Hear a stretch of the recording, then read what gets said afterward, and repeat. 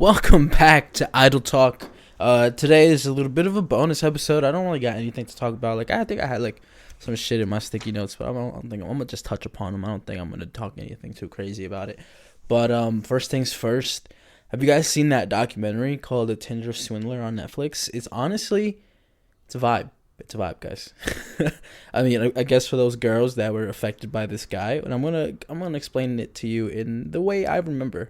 Not necessarily the way it was showcased, but this guy would just catfish girls pretty much, and thinking that he was really rich and really successful and had a lot of money. But in reality, he would catfish one girl, get money from her because of this elaborate scheme he had, and then he would use that money to travel and pay for shit, and eventually spend it on another girl, and then he'll repeat that cycle over and over and over, which is props to that guy. That guy's my hero. I'm just kidding. I wish though. I wish I was no. But in all seriousness, he said that he was the son of a super important diamond guy. That he was in the diamond industry, and that he was loaded. He had lots of money. So he would come up with this excuse every time, and to be like, "Yo, my enemies are coming to get me. They're trying to do XYZ to me, so I gotta leave, and I can't come back for a little bit. You have to be patient with me, babe. I know we just started something, but I really want to pursue this or whatever."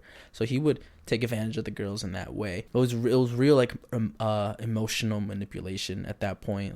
The girls were obviously invested in him. They obviously cared about him, and they really thought that they were gonna pursue something. The first girl that they bring up in the documentary, she got caught. I don't want to say caught, but she got caught up in the fact that he was different than the people that she would be dating typically. He had shown her a great time, especially because he was using other people's money to do so.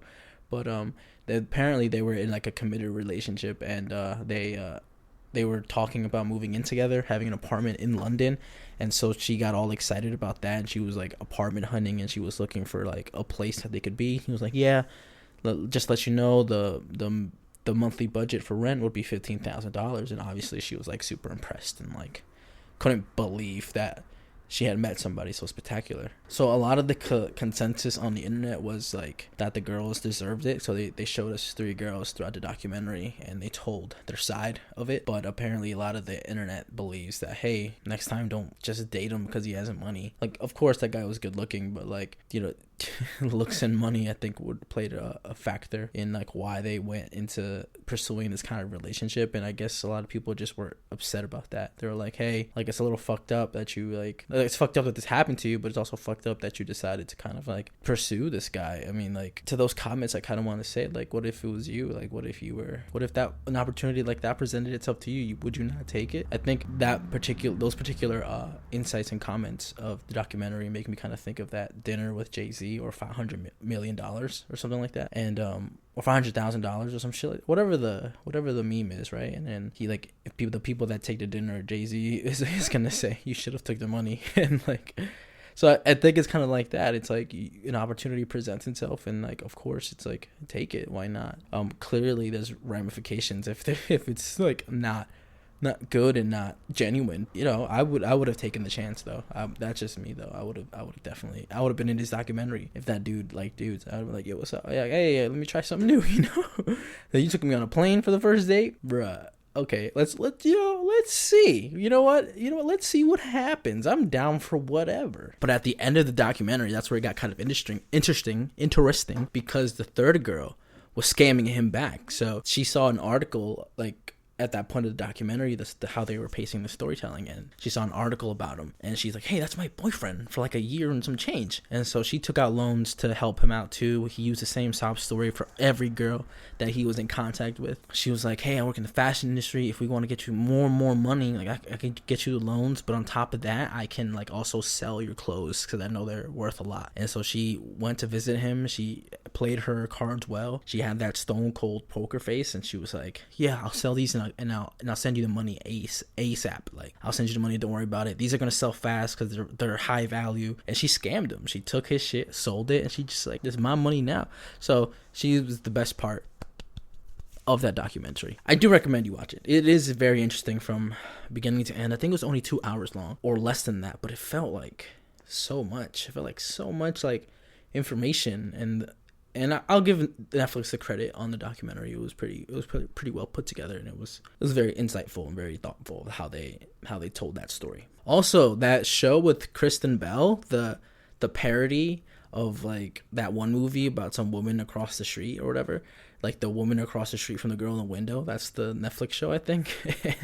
And everybody thinking that was like an actual, like, you're supposed to take that show seriously. I need you just to like comment, why did you think that? First of all, the long ass title just a dead giveaway that it's similar to Scary Movie and the Scream franchise, right?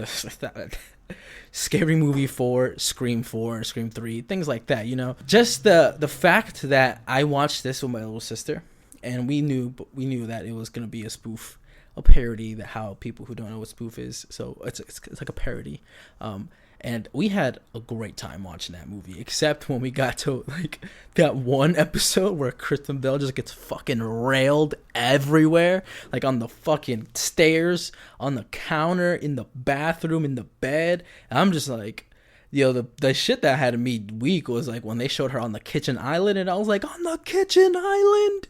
No way. And then my sister started laughing really hard, and it was like really late at night, and my mom came in, and she was like, what are you guys doing? And I was like, nothing, we're watching Netflix. Man, Kristen Bell, I just want to give her the biggest shout out of all time, right? That's her name, right? Kristen Bell? I hope so. I would have just been talking shit and not knowing the name. Yes, her name is Kristen Bell, so shout out to her. She's I love everything that she's in. She's absolutely a gem. The reason why I knew it was like kind of a spoof from the very beginning was when she went to grab the chicken casserole. First of all, it did not look appetizing whatsoever. So like everybody's saying, the casserole looks so good, like in the movie, not the movie, in the show. It's a show. Like, first of all, that shit was like 10 episodes long. It was 22 episodes, and I swear every episode felt like it was like 40 to 50 minutes long. And that's saying something. For a 22-minute episode to feel like an actual hour-long feature episode, that's, you know, applaud Netflix and the team for that too. You know, this is just gonna be like a shout out to Netflix kind of thing. But yeah, she was amazing in the show. The supporting cast was amazing, and we got to the finale. I'm going to spoil it right here, so just stop listening for like a minute. But it turns out that the girl across the street is the murderer in all the murders happening. And everybody's like, how? That doesn't make any sense. Like, how the fuck is that little girl going to do blah, blah, blah, blah, blah? I'm like, are you dumb? This is not to be taken seriously. This is a spoof, okay? It's a parody. This is making fun of the movie that it's based on. So the fact that you took this seriously, you need to take a long look at yourself in the mirror today. Look at yourself and really think, why am I like this?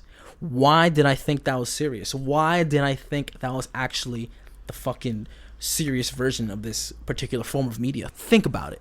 But I digress. I simply digress. Another thing I wanted to talk about is another podcast. I follow a podcast called Simpin After Dark, and I've been following them on TikTok. She made a great TikTok about how women take care of themselves like very well. They're like very like they maintain themselves, right? And it sometimes feels that they invest time, energy, money into kind of like maintaining themselves for like the lack of, I forgot what the terminology was in the video, but men don't often put in the same effort or the same maintenance or the same time, energy, whatever you want to describe it as. They oftentimes don't put in that same energy to themselves, right? Like, and I think that's very true. I think, man, we need to, again, go back to the mirror that I was just talking about. Go back to the mirror and look at yourself. Like, is there things that you can do better? Like, I remember my sister being really brutal with me before I really started taking like skincare seriously. She was like, when's the last time you washed your face? And I was like, probably like a week ago. And she would always get me stuff, and she would follow up with the stuff I bought you. And I was like, who's to say, really? She's like, I can tell. I was like, why? She's like, 'cause you look dirty. And I'm like, why you said it like that? That's pretty mean. Okay, you're supposed to be my sister. And so ever since then, like, I kind of like take the time out to kind of take care of myself more often. Like, I wash my face every day. I shampoo, conditioner. Not the fucking like 17 for one. Like, I have two things. I have two bottles. I have shampoo that I use, like every couple days, and then I have my conditioner that I condition every day. And then my hair is like, I just got out the shower, but it's like it's all nice and soft now. It's not like dry and dead. Got my whitening strips that I got. Like, I mean, I have a nice smile. People tell me that all the time, so I can say that confidently. But I'm trying to get whiter. Even though like our teeth aren't really necessarily naturally like bright white. I do wanna like showcase that I take care of my teeth too. My nails, I clip my nails, I file them down, I clean under them. Like, oh, how often do you do that? Your belly button, men, belly button. We should be cleaning that. When we're cleaning our ears, let's stop using cotton swabs and just get them cleaned out every so often. Like behind your ears too, make sure wash and scrub there. I had a moment yesterday. I was gonna wash my face in the shower because let's face it, guys, we like to multitask and we like to do multiple things at once. So I was in the shower, I was foamed up, had my conditioner in my hair, and I was gonna rinse my face off and like wash it and scrub it. And then this French song came on, and it was like so relaxing. And it was like 7 minutes long. I swear to God, 7 minutes long. And I sat there for like 7 minutes just washing my face, like to the song as gently as possible. Like I really made it a moment, an intimate moment with myself outside of whatever you just thought of. But I really made it an intimate moment with myself to kind of treat myself and kind of take care of myself and show love to myself in that way. I think that TikTok is right, guys. We don't put necessarily the same amount of effort in. Let's not even talk about the money, because the money's always going to be different. Let's recognize our privilege real quick, that the things that we need to maintain ourselves will cost a fraction of the things that they need to take care of themselves every single time, no matter what. I don't know why we have it that way. Like our like stuff to maintain our face and our hair and shit like that doesn't cost as nearly as much. Like the thing you could do to clean your nails and to make sure they're nice is simply get like a $3 nail clipper, and then that's it. It's not like you have to go to the nail salon and get like a cuticle treatment or like get your nails painted or nails done and like clean your nails and your fucking toenails and shit like that. All you need to do is get a nail clipper, clip them a little bit, make sure they're not pointy like cocaine pinky or like you like when they got that ridiculous ass long ass nail. As long as you don't got that shit on your feet and on your hands, you're fine. Like that's the standard for us, really and truly, is very low. So we don't really have to do much or invest much, except maybe like 15 minutes to cut your nails, and then another 15 minutes for like washing your face and conditioning your hair. And maybe your shower process is gonna go from like 5 minutes to 20 or 25, and that's okay. That's okay to spend that much more extra money just because throw in that little bit of effort. Like if you really wanted to, you get this kit from Manscaped. It's got everything you need for your balls, like including the machine, but like stuff to make sure it's like not drying out and like keeps it nice and fresh. Also, our haircuts, they don't cost that much, right? I haven't paid more than $25 for a haircut in a long time. I got one here in Baltimore, and then that person gave me head aids, so I never went back. So the back of my scalp has been really fucked up. Like when I got that haircut, it was really fucked up, and so I had to get the only thing I had to get was get antibiotic cream and just rub it on the back of my head. Like that's a simple solution to it, yeah. But like that prompts me to go back to New York more often than I need to, because I'm like, would I rather pay $50 in tolls, or like for both ways, like going up and down, or would I rather risk the chance paying that same amount of money but getting someone to fuck up the back of my scalp again, my scalp and the back of my head? For me, the choice is simple. I go home, get some free shit from my mom, get some cool shit to clean my face from my sister, treat my face, get her to do like her little treatments on me. It's like a spa when I go home. I just sit there and I just like, all right, do whatever. And then I get a nice haircut, and I know it's clean, I know it's safe in between uses, and I don't gotta worry about ever getting some fucked up shit in the back of my head. So, man, take the time, really, really take the time, and just get to know yourself.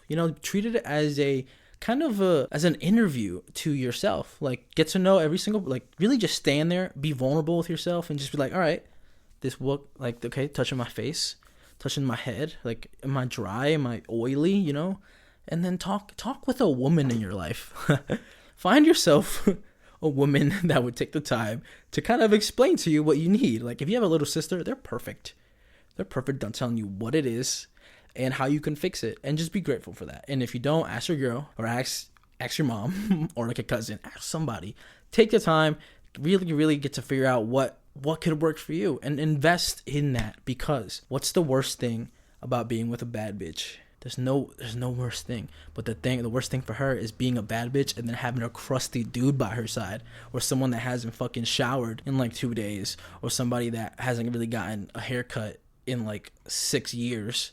So let's let's start putting some effort in, guys. And I'm not trying to shame anybody or whatever your situation may be. But again, if you're able to, take the time, get to know yourself. Really get to know yourself. Like, explore yourself, like, go to the doctor. Like, if you feel something weird in your body, probably get that checked out too. All right, the last thing that I want to talk about is I made a post on TikTok and on Instagram shortly after about this kind of challenge, or like, I'm challenging you guys in particular. I want you guys to talk about your own mental health, and I want to kind of explore and use my platform to kind of bring this situation to a forefront, because a lot of opinionated men on the internet think that women ain't shit. Women don't give a shit about you. Their underlying problems stem from a woman, or they feel like women don't care. And I kind of want to challenge everyone to look within yourself and kind of find the main reason why you believe that's true. And I want to take out the women aspect out of it. I'm like, let's not put the blame on somebody. Sure, you had a negative experience, right? But let's keep our hearts open and let's explore that. Let's really get to the bottom of this. And I put that post out, before I even made an official announcement on the podcast that you're listening to. And I've got some emails, some voice memos, some really long ones, some really short ones, kind of like of guys explaining like their experiences and how they feel and how they want to talk about it even more, and how they were excited to hear that somebody was interested in their mental health. So I want you guys to challenge yourself, take this opportunity, shoot me an email with the voice memo. I'm going to talk about it in an episode. I'm going to put together a series of episodes for an entire month to kind of dedicate to mental health. I know Mental Health Awareness Month, Men's Mental Health Awareness was like last month or something like that, from when you're listening to this. But I kind of want to share real experiences from real people, from real everyday people like you and me, and kind of let's kind of form a little like bond here. Let's like form a community of like, guys, let's not be toxic with our like everybody else with women. Let's not put the blame on them. Ultimately, it comes down to how we react and how we take things. And so let's try to get some family put together, okay? Let's share our experiences. Let's be vulnerable with each other. Let's tell your story. If you feel like no one gives a shit about you, or that no one ever listens to you, or you feel like you're being beat down by society, tell me so people could hear what you think and why you think it, okay? Don't be scared to voice yourself. And I know I make a lot of jokes about guys, about how men suck. I'll take accountability for that, but it's funny to me because I know I don't suck. So when I say men suck, I'm talking about everybody else, right? I post a meme about like people like being scared to share what they think. Something just fell, but I'm gonna keep going. People post memes about how they're scared to tell people what they think, and I'm like, yeah, if you feel like this, like vote in this poll. And then I put like in a little tiny text, this is not a safe space, I will judge you. And I'm taking accountability for that.